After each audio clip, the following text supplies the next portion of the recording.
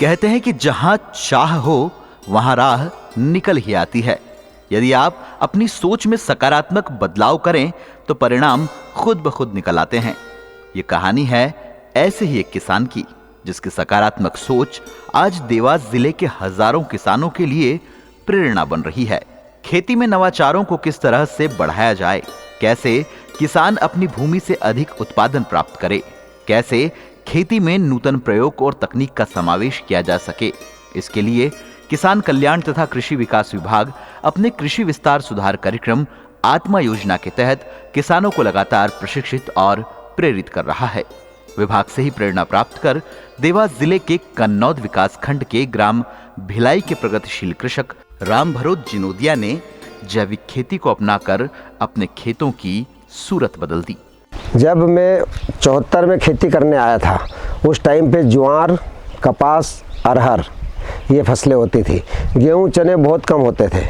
पूरी ज़मीन कोरी रख करके गेहूं अगर लगाना है तो उसमें बरसात में कोई सी फसल नहीं लगाते, और जब वो बतर पे आती थी, जब उसमें सूखी गेहूं की बोनी होती थी, वो गेहूं उत्पादन में तो कम था पर बहुत स्वस्थ लोग रहते थे।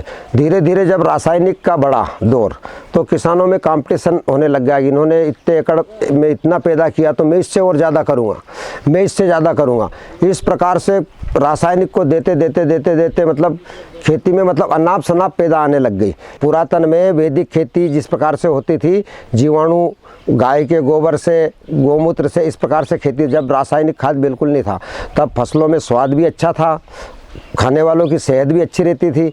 और ये रासायनिक का जब से चला तो उस दिन से मेरे मन में एक पीड़ा थी, क्यों ना हम धरती माँ को भी बचाएं और परिवार को भी बचाएं।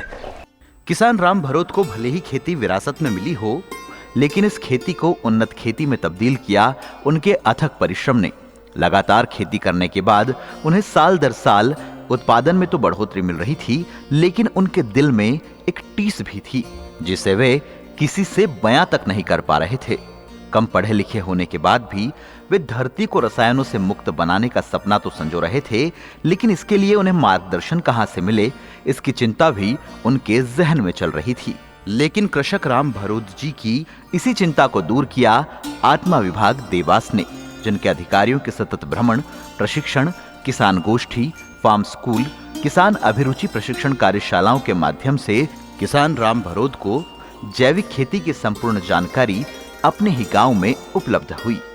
वहीं दूसरे किसानों के लिए भी इस तरह के कार्यक्रम मील का पत्थर साबित हुए।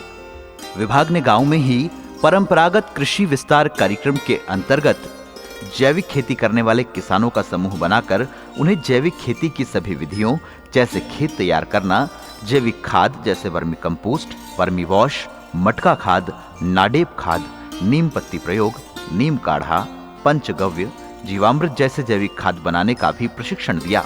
इसका परिणाम यह हुआ कि कृषक राम भरोत को अब रासायनिक खाद की अपेक्षा जैविक खाद से भी वांछित परिणाम प्राप्त होने लगे।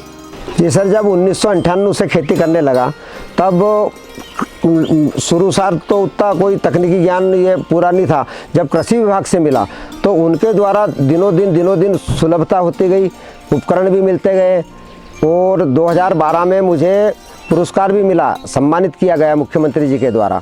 और उसके बाद में जैसे आत्मा विभाग है, एक जैविक कृषि समूह बनाया गया, क्योंकि कृषि विभाग का सबसे ज़्यादा जोर जो पहले रासायनिक पे था, पहले शुरू में रासायनिक ज़बरदस्ती बांटते थे, उससे ज़्यादा अब मतलब उनको ऑर्गेनिक के लिए प्रेरित करते हैं। सब सुविधा भी, अभी टंकियाँ भी मिली हमें, और केचुआ खाद बनाने का जो प्लास्टिक का शेड था वो मिला। किसान गोष्ठी भी हमारे यहाँ होती रहती है, हर साल होती है, मतलब पाठशाला लगती है, यानी 2-3 कार्यक्रम कृषि विभाग के द्वारा हमारे खेत पर पे हर साल होते ही है। प्रगतिशील कृषक राम भरोत ने अपनी खेती का रकबा 5 एकड़ से बढ़ाते हुए 30 एकड़ तक किया, जिसके अंतर्गत आज वे जैविक गेहूं, जैविक गन्ना, प्याज, लहसुन, दाल, चने, औषधीय फसल जैसे हल्दी, बागवानी फसलें जैसे मिर्ची, धनिया, बैंगन, मटर जैसी सब्जियों का उत्पादन कर रहे हैं।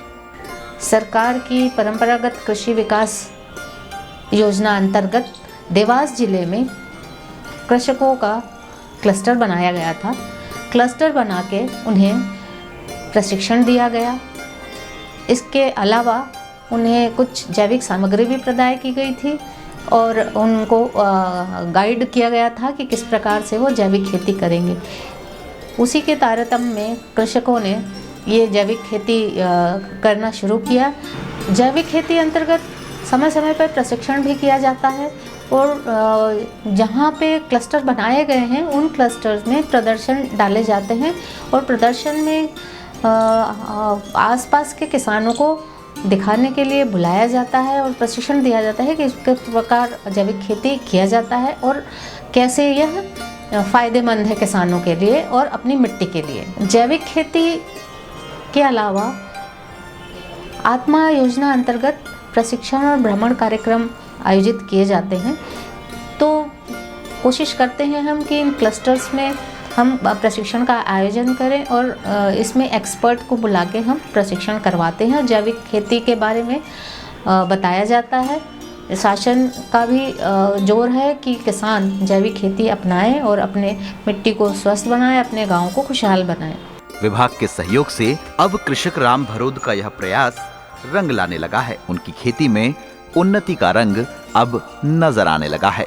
कृषक राम भरोद के साथ अब उनका पूरा परिवार भी खेती में उनका सहयोग करते हुए संपन्नता की राह पर आगे बढ़ रहा है। जैविक खेती के जरिए धरती को समृद्ध बनाने का उनका यह सपना अब संपूर्णता की ओर अग्रसर हो रहा है।